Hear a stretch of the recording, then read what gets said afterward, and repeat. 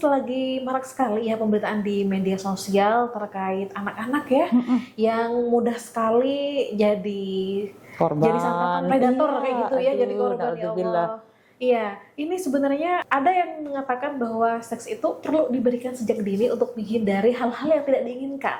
Tapi ada Setuju. juga yang menganggap bahwa itu tidak pantas. Ini bagaimana sebenarnya Ustazah? Oke, kalau kita bicara tentang keperluan kita tentang sex education itu tidak hanya melulu tentang cara nama membuat aslinya anak. Adalah kemaluan gitu ya Mbak. Bahkan ada yang nama medisnya vagina atau penis. Ketika kita memberikan istilah lain, burung sama ote-ote. Kok jadinya Itu kan juga biasanya ya, kalau pedofil itu biasanya suka sama anak-anak ya Ustazah ya. Terus itu biasanya dikasih iming-imingi agar anak itu mau lah ya. Itu gimana ya caranya ngasih tahu ke anak-anak dengan bahasa yang mudah dimengerti dan mudah dicerna oleh anak-anak gitu. Iya.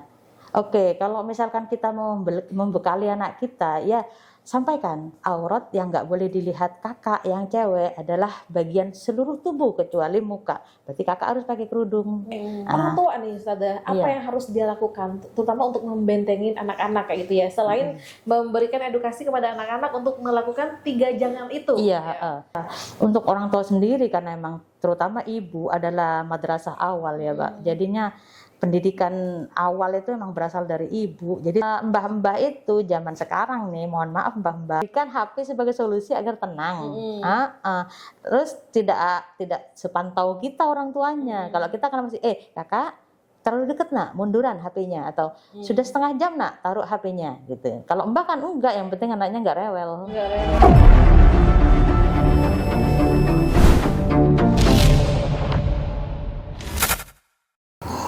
Assalamualaikum warahmatullahi wabarakatuh. Selamat pagi menjelang siang, Tretan. Ya, kali ini kita kedatangan tamu spesial kita pada hari ini dan kita akan ngobrolin soal eduseks ya untuk anak dan remaja di era digital. Seperti yang kita ketahui bersama Tretan bahwa sekarang banyak sekali informasi yang beredar kayak gitu ya terkait segala sesuatu yang berkaitan dengan remaja, anak muda terutama kayak gitu ya, terkait dengan seks dan juga hal-hal yang negatif yang mempengaruhi anak-anak. Untuk itu kita akan sapa terlebih dahulu narasumber kita pada pagi hari ini. Halo, Assalamualaikum Ustazah. Waalaikumsalam warahmatullahi wabarakatuh Mbak Roro. Iya, ini dengan Ustazah Fitri Nurmala ya, sebagai seorang guru di MIT Saku Sumeneb. Iya benar. Ya, apa itu Ustazah? Saku itu apa sih sebenarnya? Kalau MI sudah biasa ya Mbak ya. Madrasah Ibtidaiyah, T-nya tahfiz Mbak. Oke. Untuk sakunya sahabat Quran. Jadi tahfiz kan memang harus bersahabat dengan Quran kan. Begitu. Jadi Sumeneb adalah tempat kita. Jadi MIT Saku Sumeneb itu anak cabang dari Wadi Mubarak Bogor. Jadi induk kita di Bogor dan kita bismillah untuk memberikan pembiasaan dan tahfiz Quran sejak dini. Dimulai dari TK dan sekarang di level SD-nya di MIT itu. Oh gitu Ustazah. Iya Ustazah, ini sekarang selagi marak sekali ya pemberitaan di media sosial terkait anak-anak ya yang mudah sekali jadi sasaran predator kayak gitu ya, jadi korban ya Allah. Iya, ini sebenarnya ada yang mengatakan bahwa seks itu perlu diberikan sejak dini untuk menghindari hal-hal yang tidak diinginkan. Tapi ada juga yang menganggap bahwa itu tidak pantas. Ini bagaimana sebenarnya Ustazah? Oke, kalau kita bicara tentang keperluan kita tentang sex education itu tidak hanya melulu tentang cara membuat anak, tapi ya satu lagi hal yang penting dari bidang yang merujuk kepada kesehatan, merujuk terhadap fungsi organ, kenormalannya bagaimana, ada kendala atau enggak. Terlebih lagi yang sejak dini harus kita tanamkan adalah peka gender. Gender dia apa sih? Jangan biar anak ini cowok, anak ini cewek. Cowok harus biru, cewek harus pink, nggak harus gitu juga. Yang penting dia harus kenal dulu bahwa dirinya itu gendernya apa. Cewek, nanti kita arahkan untuk dia bersikap seperti cewek, dan cowok harus bersikap seperti cowok. Dan tidak ada gender ketiga, Mbak. Dalam Al-Quran, sepengetahuan kami, dalam pembelajaran kami tidak ada gender ketiga. Jadi biar mereka nggak rancu. Akhir-akhir nanti pas bilang, wah nanti Allah salah naruh nih, saya senengnya kok cewek-cewekan, mungkin saya salah naruh di tempat yang cowok. Nah, itu naudzubillah min dzalik lagi itu ya Allah. Ya, jadi pendidikan seks itu memang harus diberikan sejak dini. Para ibu mungkin ingat ya, ketika hasil USG sudah menunjukkan ini cowok nih, dokternya bilang begitu. Maaf. Jadi mama yang hamil ini akan langsung spontanitas, anak soleh ya, nggak bilang anak solihah lagi. Jadi sejak dalam kandungan anak ini sudah dikasih sex education bahwa dia gendernya cowok. Jadi anak soleh nanti doanya, begitu Mbak. Udah disonding sejak masih janin berarti ya? Bener banget. Oh iya, terus setelah itu apa nih seharusnya orang tua, terutama ibu ya, menjadi peran utama dalam mendidik anak kayak gitu? Iya benar. Selain saat mensonding bahwa jika anaknya laki-laki ya harus sering mendoakan jadi anak yang soleh, pula dengan perempuan, dan hal-hal yang berkaitan dengan jenis kelamin mereka kayak gitu ya. Benar. Seiring dengan tumbuh menjadi anak balita, batita, itu apa sih yang harus dilakukan oleh orang tua, Ustazah? Untuk melanjutkan sex education yang dari dalam kandungan tadi, ketika sudah lahir dan menjadi balita atau batita, mohon maaf, ada gangguan teknis, grogi kayaknya nih.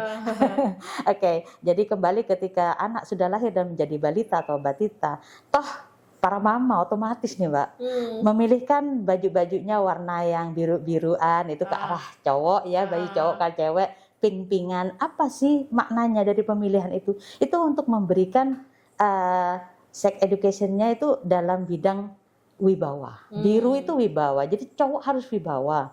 Kalau cewek itu lemah lembut, terus dia dijadikan princess gitu kan ya. Jadi princess yang agak-agak manja gitu kayaknya lebih cocok dengan pink. Itu pendidikannya sudah otomatis tuh kayaknya Mbak. Jadi itu masih di balita, terus juga sering-sering diberikan pengenalan bahwa anak cowok rambutnya pendek-pendek, anak cewek rambutnya mulai dikuncir-kuncir, agak dipanjangin. Bahkan kalau yang muslim itu seringnya dipakein kerudung. Itu penguatan sounding sejak dalam perut, jadi keluar, ya nak kamu cowok, ini bajumu begini stylenya, yang cewek begini stylenya. Iya, dan Ustazah ternyata di penerapannya itu ya kadang anak cowok ya, anak cowok tuh kadang dipakein kerudung untuk lucu-lucuan aja. Itu yang sebenarnya bagi saya sendiri lucunya nanti bisa salah kaprah. Nanti anak terlalu kebiasaan, wih kok imut ya aku pakai kerudung ya. Akhirnya dia pengen ganti baju. Kalau sekedar ganti baju aja, mungkin hukumnya karena di cuaca dingin mungkin ya, atau keterpaksaan lainnya. Tapi kalau misalkan seperti itu, nah itu salah satu yang menurut pakar seksiologi dan anak-anak ya Mbak, itu pintu kesalahan orang tua untuk memberikan kabur gender terhadap anak. Jadi kalau bisa kita jangan ya. Iya, berarti orang tua harus tegas ya. Kalau misalnya anaknya laki-laki, jangan pernah dipakein kerudung sekali. Itu hanya bercanda kayak gitu ya. Bercandanya difotoin.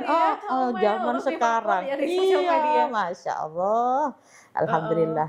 Ini berarti sudah menunjukkan sikap yang tidak seharusnya gitu tidak seharusnya. Agar anak tidak ada ketertarikan untuk identitas aslinya. Iya. Gitu ya. Ya, terus lantas Ustazah, kapan sih waktu yang tepat untuk kita memperkenalkan bahwa ini adalah area privasimu kayak privasi, gitu? Benar. Iya. Pada usia berapa sih enaknya gitu untuk memperkenalkan hal itu kepada anak-anak? Oke, ketika anak TK itu kita pengenalan seksnya hanya sebatas gender dan bagian dari perbedaan antara laki dengan perempuan. Mohon maaf, ketika orang tua berusaha mencarikan nama lain untuk istilah-istilah organ tubuh kita, itu dia akan memberikan kerancuan terhadap anak. Gimana itu maksudnya? Mohon maaf contoh ya Mbak ya. Nama aslinya adalah kemaluan gitu ya Mbak. Bahkan ada yang nama medisnya vagina atau penis. Ketika kita memberikan istilah lain, misalkan apa ya Mbak, titit ya, kalau cowok titit. Oh, di daerah saya itu burung sih kalau cowok. Burung. Iya, saya juga kenal. Yang satunya apa Mbak? Yang kalau yang cewek apa bilangnya? Burung sama ote-ote. Kok jadinya malah lucu ya kan? Akhirnya anak ketika ketemu dengan circle lain yang dia mempunyai term yang berbeda dengan yang didapat, dia rancu lagi. Jadi salah satu saran dari pakar seksiologi untuk anak, karena memang gender ini harus ditanamkan kuat sejak dini. Kita tahu sejak dini itu adalah usia dini adalah usia emas. Penanaman kebiasaan baik, penanaman akhlak baik, dan juga apapun yang berhubungan dengan penguatan iman itu tanamannya adalah di usia dini. Jadi kita sampaikan istilahnya titit, misalkan burung, misalkan ini namanya penis, nah ini punyanya cowok, cewek nggak punya. Pastinya anak kita yang sudah di usia itu, Mbak Roro putranya atau putrinya? Perempuan sih. Perempuan ya. Udah pernah nanya nggak, Ma, aku kok nggak punya burung sih, Ma, gitu. Karena kebetulan tidak pernah ya mandi sama beda kelamin, dia tidak pernah menanyakan, tidak pernah menanyakan itu sejauh ini. Cuman ya, iya kalau kenapa keluar pipis kayak gitu. Oh iya, ya itu jadinya Mbak Roro aman ya, zona aman Iya, sampai. tapi tetap bilang kalau ini adalah namanya vagina. Iya, gitu. iya jadinya. Dinormalkan. Bener. Ya kalau kita merasa tabu-tabuan, nanti anak-anak baru dengar vagina aja dia udah ketawa hihihi gitu. Berarti dia konotasinya udah ke arah kiri, Mbak. Jadi itu yang sebenarnya harus kita hindari. Jadi ketika dia mendengar vagina gitu, biasa aja gitu loh. Itu yang kita inginkan. Berarti dia paham. Toh masuk ke rumah sakit nanti istilahnya itu juga. Oh iya bener sih. Waktu orang masih kecil ya takut juga nyebutin itu padahal. Maaf gitu ya. Ya, kalau kita sudah mengatakan nama aslinya dengan awalan maaf, berarti dia ada kesopanan yang sudah dipahami. Dia paham istilah aslinya adalah itu, istilah medisnya adalah itu. Terus dia tidak mengganti dengan yang lain-lain, tapi menggunakan kata maaf untuk memberikan bahwa ini area pribadi yang nggak boleh diomongkan di circle-circle secara luas, gitu. Jadi anak yang pertanyaannya Mbak Roro kapan dikasihnya, untuk yang mengarah ke kematangan seksual itu bisa diberikan ketika masa puber. Oh ya. Karena saat itu anak sudah siap, fisiknya udah berubah dari masa anak-anak. Dia sudah peralihan dari masa anak ke masa remaja. Remaja itu adalah pintu awal masa kedewasaan. Tapi Mbak Roro, kalau zaman dulu anak 8 tahun, 9 tahun belum haid ya. Sekarang sudah mulai maju. Lebih awal mereka haidnya. Ya asupannya sih berbeda. Era digital, yaitu.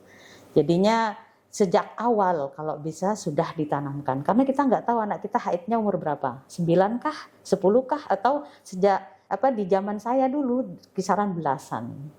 Makanya di dalam Al-Quran itu dinyatakan kalau 10 tahun pisahkan tempat tidur anakmu, yang laki dan perempuan. Kenapa? Yang laki bisa jadi dia sudah balik.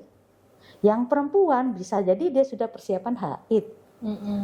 Biar tidak ada penasaran antara satu sama lain. Karena walaupun saudara, konsep cowok dan cewek itu kan tetap ada, Mbak. Yeah. Nah, macam kutub selatan dan utara kalau ketemu tarik-menarik, ya itu.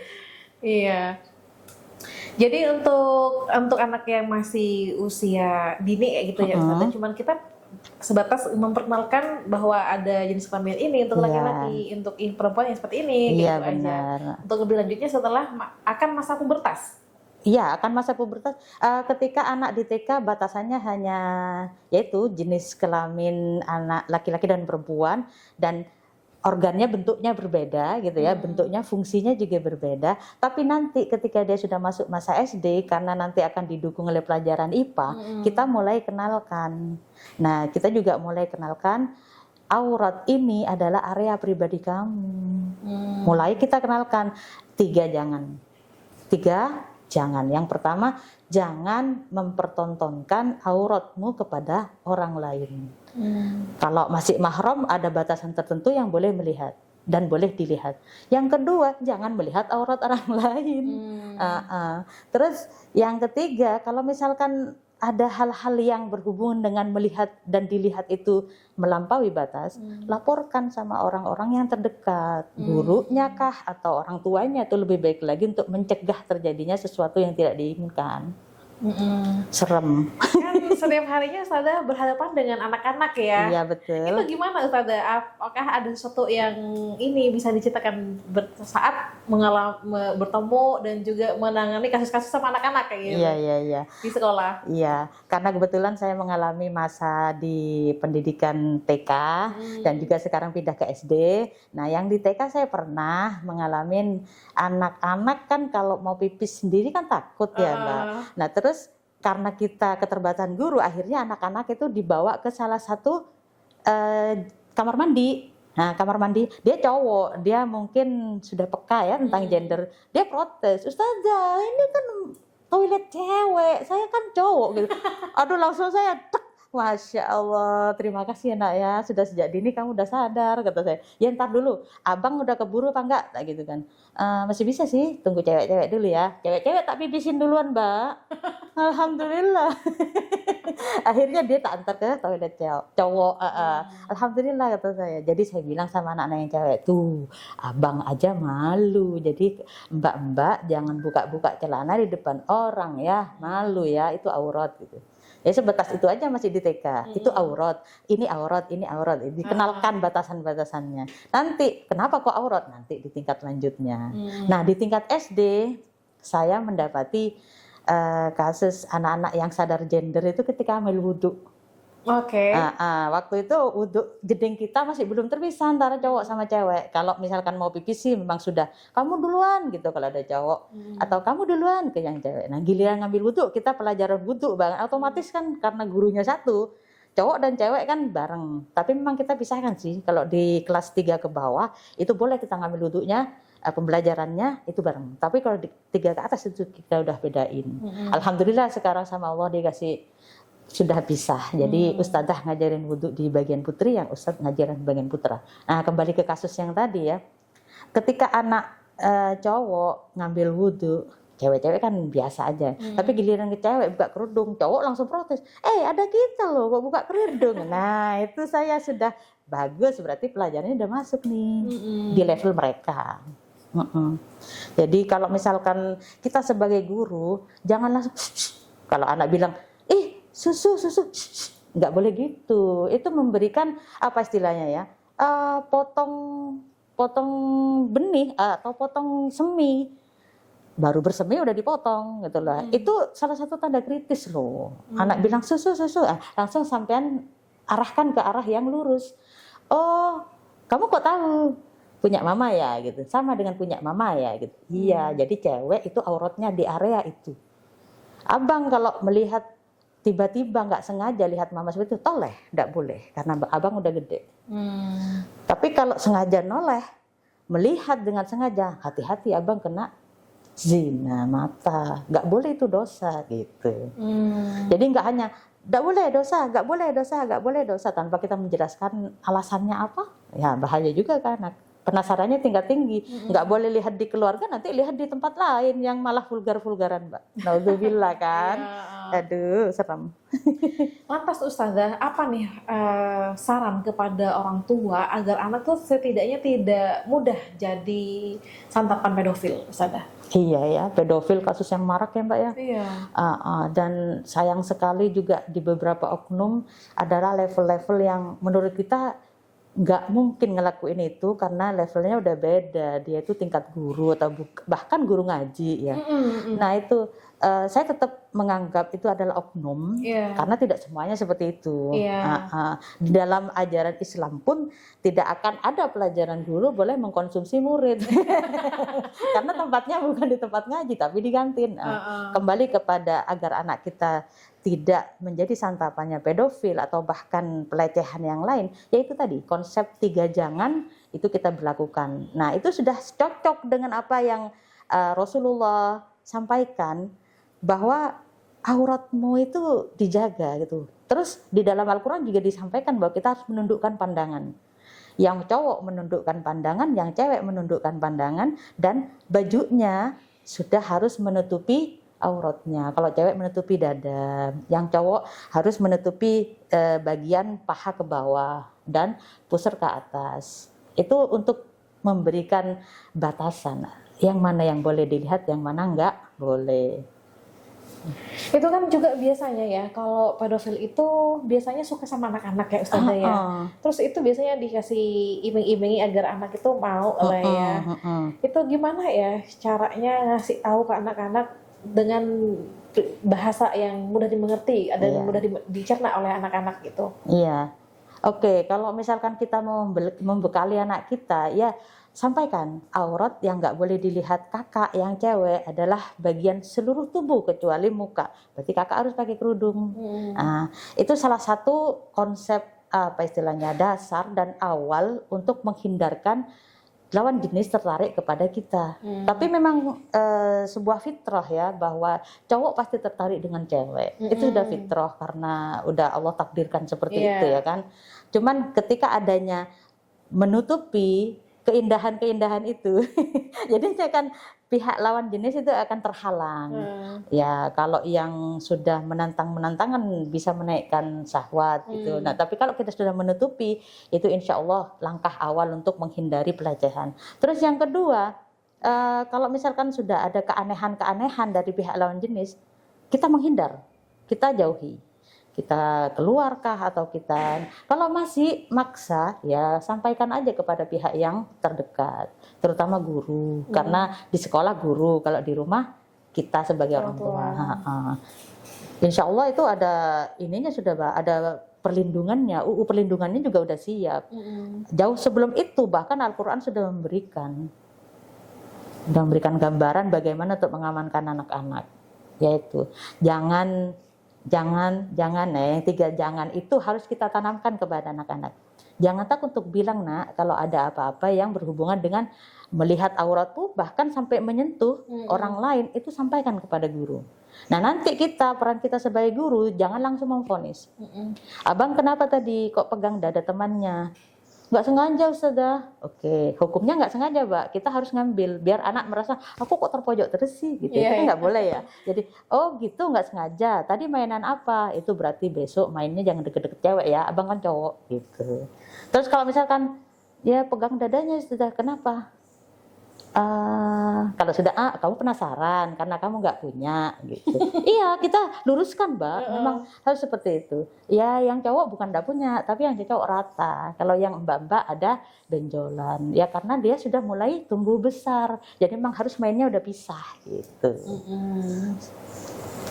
Iya betul Ustazah, ini yang harus ditekankan kayak gitu ya, biar anak-anak juga nggak penasaran ya. Nah penasaran kalau nyari sendiri nemunya yang lain-lain, penasaran nyari ke guru atau orang tua itu ketemunya dengan sesuatu yang sesuai dengan idealnya. Iya, dengan apa yang dicari ada jawabannya. Benar. Iya.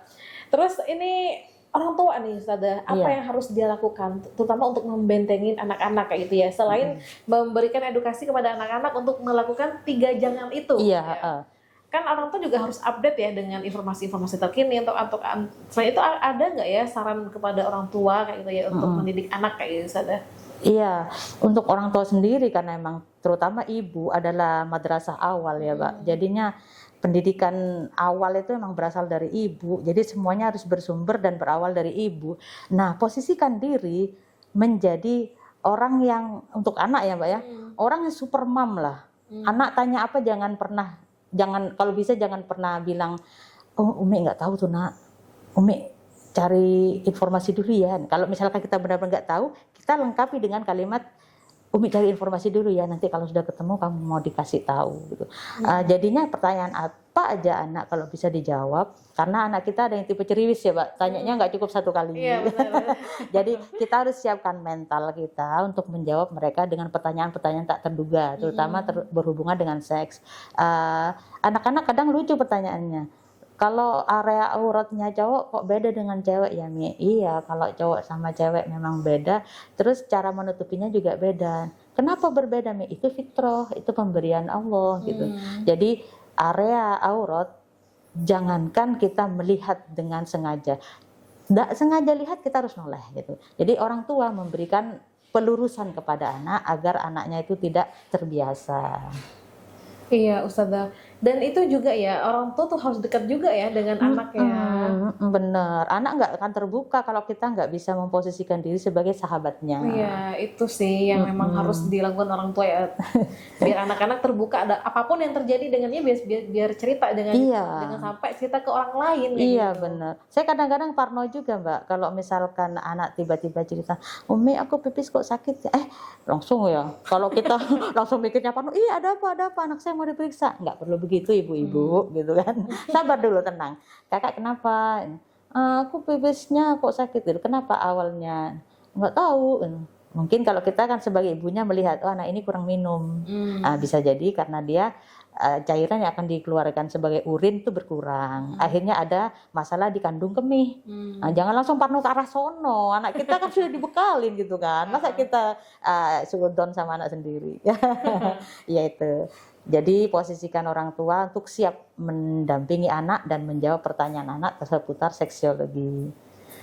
Iya, makanya kasus-kasus yang terjadi di sekitar kita, kalau misalnya ingin merantau, lebih baik anaknya dibawa aja ya Ustazah ya, jangan ditinggalin sama neneknya maupun sama pihak lainnya.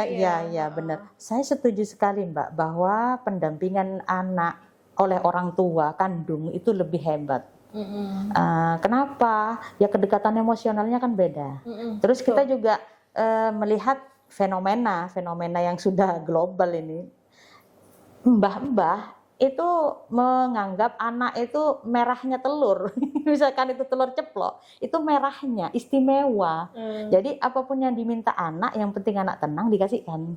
Padahal konsep lulu kayak gitu, minta apa dikasih, nanti efeknya kan akan kurang pas juga. Suatu saat kita harus menahan, suatu saat kita boleh, suatu saat malah kita yang menawarkan mau minta apa nak gitu.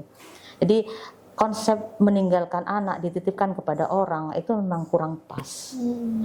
Anak tumbuh di luar jangkauan kita nanti. Iya, betul. Siapa yang mendampingi dia, yang gendongin dia banyak-banyak, anak akan akrab dengan itu. Dan ketika kepribadian anak malah cenderung mepet ke pengasuhnya daripada ke kita, nanti kita yang sedih, kita yang nyesel, ya kan? Jadi memang harus kita yang mendampingi, orang lain sebagai supporter aja. Iya, soalnya kan kalau tidak didampingin ya anak-anak tuh pasti Lebih enak. udah di luar kontrol itu sudah. Bener. Mbah-mbah itu zaman sekarang nih, mohon maaf mbah-mbah, itu kan kadang-kadang memberikan HP sebagai solusi agar tenang. Terus tidak sepantau kita orang tuanya. Kalau kita kan masih kakak terlalu deket nak, munduran HP-nya, atau sudah setengah jam nak, taruh HP-nya gitu. Kalau mbak kan enggak, yang penting anaknya enggak rewel. Nah, bayangkan kalau kita kerja di luar jauhnya, kita kerja di deketnya aja, nanti jam 4 akan ketemu, masih resiko, apalagi yang ditinggal full-fullan ya. Oh iya betul. Masa anak sebentar aja, ntar lagi udah jadi remaja, ntar lagi sudah jadi orang tua muda, terus orang yang lebih tua lagi. Kalau kita misalkan melihat perkembangan anak kita gagal di masa yang di tingkat lanjut, berarti kita sudah gagal sejak awal, Mbak. Iya. Ngeri kan? Nah, itulah yang disebut Allah itu anak amanah. Jangan hanya sekedar melahirkan saja, bimbing dia. Nanti parahnya, ya ini kalau ketahuan di dunia, kita masih bisa menyesal, kita bisa bertaubat dan mendampingi anak kita untuk menjadi lebih baik. Lah kalau ketahuan sudah di padang mahsyar besok, aduh, mau lari kemana kita? Anak udah bilang, ya Allah jangan masuk surga dulu mama saya nggak ngajarin saya tentang ilmu ini dan itu, terutama seksiologi. Akhirnya saya salah gender misalkan. Saya paham saya itu cowok tapi kecewek-cewekan, akhirnya sampai naudzubillah ganti kelamin atau apa. Itu orang tuanya yang kena, Mbak. Ya udah masuk neraka bareng-bareng itu kan, itu yang kita mau hindari kan. Aduh, seseram itu loh. Iya, ada sih, saya pernah baca buku, ada quote yang kayak gini. Maksudnya tuh melahirkan anak yang banyak gitu, itu katanya malah sebuah kedoliman katanya. Lebih baik punya anak 1 atau 2 tapi dia open dan bener gitu loh Ustazah, daripada anaknya banyak tapi tidak teropen. Ya sampai ya yang kayak gitu lah Ustazah ya. Iya. Ada pertanggungjawabannya juga ya. Benar, kita orang tua, ayah udah jelas ya pemimpin keluarga. Memang dia pertanggungjawabannya udah jelas, nafkah sama mendidik dan mengilmui anak dan istri.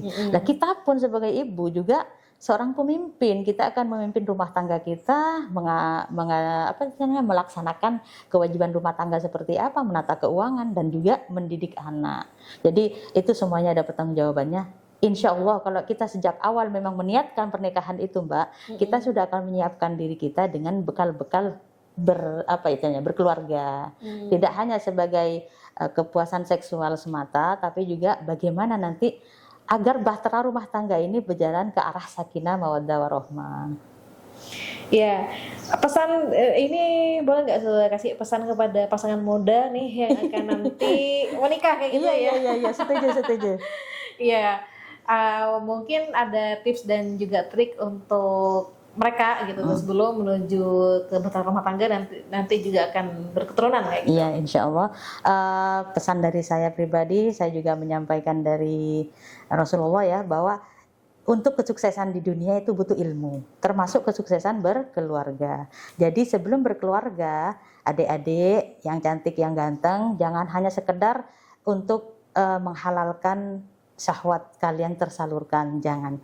Tapi ada ilmu bagaimana menjadi suami yang baik, bagaimana menjadi istri yang baik. Dan kalaupun kalian sudah memahami, sudah cum laude masalah ilmu itu nanti di lapangan ada perbedaan sedikit. Jadi harus kembalikan kepada fitrah bahwa manusia yang bernama wanita dan laki-laki itu sejatinya berbeda. Makanya sama Allah dipertemukan dalam jenjang yang halal namanya pernikahan, agar kita mengetahui perbedaan itu. Jangan hanya bergejolak cinta-cintaan, nikah untuk menghalalkan gitu ya. Atau bahkan ketika sudah berjalan rumah tangga, naudzubillah tukaran ya Mbak. Ternyata mereka bilang, aku kok nggak cocok sama kamu ya, kamu kok nggak cocok sama aku ya, kita beda ya. Udah kita pisah aja. Itu berarti dia sejatinya nggak menyadari fitrah pernikahan itu untuk memberikan kesamaan untuk jalur perjuangan menuju Allah pada dua jalan yang berbeda. Cewek perlakuannya berbeda, cowok juga berbeda. Jadi bagaimana komunikasi keduanya bisa lancar dan bisa bergandeng tangan terus sama-sama. Jangan kita berharapan ketika kita berkeluarga sudah halal kan, jadi kita akan bebas dari segala ujian. Enggak loh. Belum lagi anak nanti, kalau sudah anak datang, pasti bapak-bapak ini akan lebih capek. Ya, karena akan menghidupi dua keluarga, dua anak dan istri gitu ya, dua pihak gitu. Tapi jangan khawatir, tanamkan konsepnya bahwa kita hanya menjalani skenario Allah. Rezeki anak itu sudah punyanya anak, tapi melalui kita gitu. Jangan takut masalah itu. Dan tadi ya Mbak, quotes-nya yang lebih baik anaknya sedikit aja tapi sukses gitu ya. Kalau saya sendiri, andaikan boleh gitu ya. Andaikan boleh nih. Banyak anak tapi sukses semua. Ada contohnya juga banyak soalnya Mbak. Siapa itu sudah? Ada yang putranya 9 dari sahabat Nabi itu semuanya penghafal Quran dan semuanya berjalan di jalan yang ideal. Itu bagi kita para umi ya. Senang banget itu pasti. Iya. Jadi bolehlah kita mencontoh sedikit dari Ummu Salamah. Sampai beliau ketika suaminya meninggal di medan perang, sampai Rasulullah berkenan memperistrikan beliau ya karena kehebatan beauty-nya beliau itu, inner beauty-nya beliau. Terus kita juga kenal Khonsa. Al-Khonsa itu anaknya 4, semuanya syahid di medan pertempuran, menyusul ayahnya, ibunya senyum, ya Allah sudah kuberikan semua. Nah, nggak hanya seksiologi yang dia berikan, tapi kemantapan hati untuk mempertahankan iman. Itu kan, Masya Allah. Kalau sekarang, mohon maaf saya kurang update masalah informasi-informasi. Untuk kesuksesan sekarang yang saya lihat ya, mohon maaf, ada satu person yang saya salut. Beliau itu mempunyai pondok pesantren, terus dari istri pertamanya punya anak beberapa dan anaknya juga sukses-sukses, walaupun tidak semuanya ngikutin jejak abi dan umiknya di bidang dakwah. Ada yang bisnisnya sukses, ada yang di bidang dakwahnya sukses, dan juga ada di bidang sosialnya sukses. Nah itu yang menurut kita tidak ada yang salah dengan Al-Quran memberikan banyak anak tapi juga kita harus bertanggung jawab Iya, terhadap orang tua itu. bisa bertanggung jawab ya dengan Nah, anak-anaknya, karena kan iya. itu anak-anak juga tanggung jawab orang tua. Benar. Kalau anak sampai terlantarkan kan kasihan juga ya Iya Ustazah ya. benar. Kalau misalkan anaknya banyak, kita kan tidak tahu Allah ngasih takdir kita berapa. Iya. Jadi makanya ketika punya anak pertama langsung persiapkan dia sebagai kakak yang baik nanti. Nah, kalau kita sudah punya ilmunya berkeluarga, kita punya anak, nah kita tanamkan kepada anak agar dia siap. Kalau nanti adiknya lahir. Nah nanti anak yang sudah siap mental untuk menjadi kakak ini akan membantu kita mengasuh adiknya, Betul. mengasuh adiknya lagi. Tapi itu ideal ya Pak ya. Iya. pada aslinya ya tantangannya banyak. Ya semoga sama Allah dikuatkan. Amin. Amin. Baik, terima kasih Ustazah sudah meluangkan waktunya untuk memberikan Sama-sama. ilmunya kepada kami, terutama dalam mendidik anak kayak gitu ya, karena Siap. tumbuh kembang anak tidak hanya menjadi kewajiban guru di sekolah, tapi juga tugas utama orang tua di rumah. Dan untuk itu teman kami pamit undur diri dan juga undur suara. Selamat melanjutkan aktivitas dan terima kasih sudah membersamai kami di 102,1 Madura FM, Madura Cerdas Madura Bersatu, dan kami pamit undur diri. Wassalamualaikum warahmatullahi wabarakatuh. Waalaikumsalam warahmatullahi wabarakatuh. Terima kasih Mbak.